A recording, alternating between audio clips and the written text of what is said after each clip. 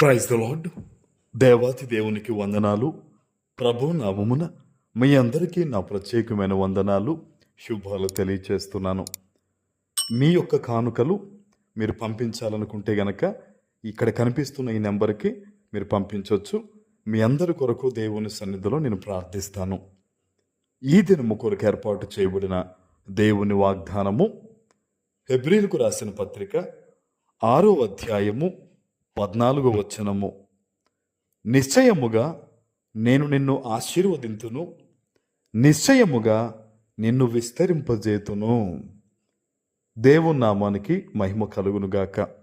ఈ ఉదయకాల సమయంలో సర్వోన్నతుడైన నీ తండ్రి గొప్ప వాగ్దానాన్ని నీకు అందిస్తూ ఉన్నారు. ఆయన అంటున్నారు కదా, నిశ్చయముగా నేను నిన్ను ఆశీర్వదిస్తాను అంటున్నారు ఆయన. ఈ లోకంలో ఏ మనుష్యులు నీతో ఉన్నా లేకపోయినా, ఎవరు నిన్ను పట్టించుకున్నా పట్టించుకోకపోయినా, ఒకవేళ నీవు దేవునికి దూరంగా నడిచినా కూడా ఆయన వాగ్దానం ద్వారా నీతో మాట్లాడుతున్నాడు. నిశ్చయముగా నేను నిన్ను ఆశీర్వదిస్తానంటున్నాడు ఆయన. హల్లెలూయా. దేవునికి ఎంతో విస్తారమైన ప్రేమ అండి నువ్వంటే. ఆయన లోకమును ఎంతో ప్రేమించనన్నట్టుగానే తన ప్రాణము పెట్టి ఈరోజు నిన్ను విడిపించుకున్నాడన్న విషయాన్ని నువ్వు జ్ఞాపకం చేసుకోవాలి.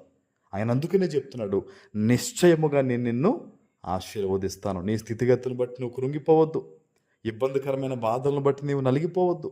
ప్రతి విషయంలో కూడా దేవునికి కృతజ్ఞత చెల్లిస్తూ నువ్వు ఆయన దగ్గర నిలబడి ఉంటే గనక ఖచ్చితంగా దేవుడు ఒక సమయంలో నిన్ను లేవనెత్తి నిన్ను గొప్పగా ఆయన ఆశీర్వదిస్తారు. ఆయన అంటున్నారు చూడండి, నిశ్చయముగా నిన్ను విస్తరింపజేతును. ఆనాడు అబ్రహాము గారికి దేవుడు ఈ మాటనిచ్చాడండి.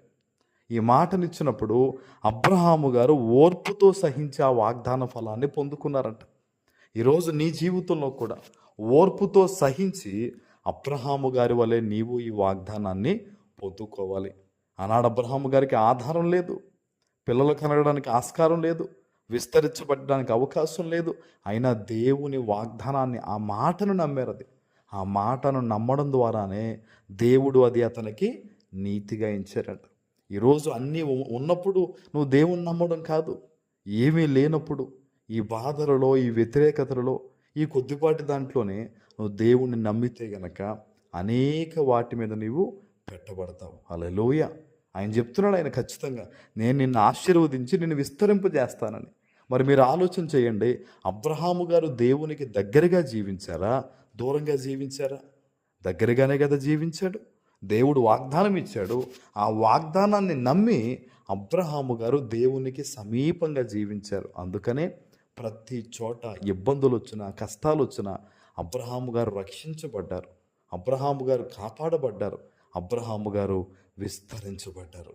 ఈరోజు ఈ వాగ్దానం నీవెక్కడి నుంచి వింటున్నావో దేవుడు ఒకటే సెలవిస్తున్నాడు, ఆయనకు సమీపంగా నీవు ఉండు.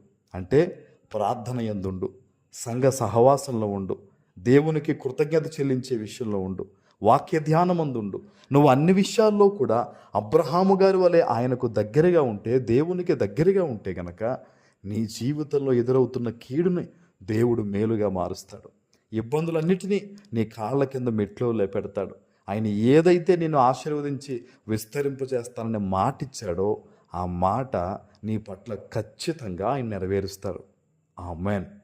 ప్రార్థన చేసుకుందాం. పరిశుద్ధుడు అయిన మా తండ్రి, ప్రేమ కలిగిన ప్రభువా, మీకు స్తోత్రాలు. ఈ ఉదయకాల సమయంలో మీరు ఇచ్చిన గొప్ప వాగ్దానము ప్రతి బిడ్డ జీవితంలో నెరవేర్చి స్థిరపరచమని యేసు నామమున ప్రార్థిస్తున్నాను తండ్రి. ఆమేన్.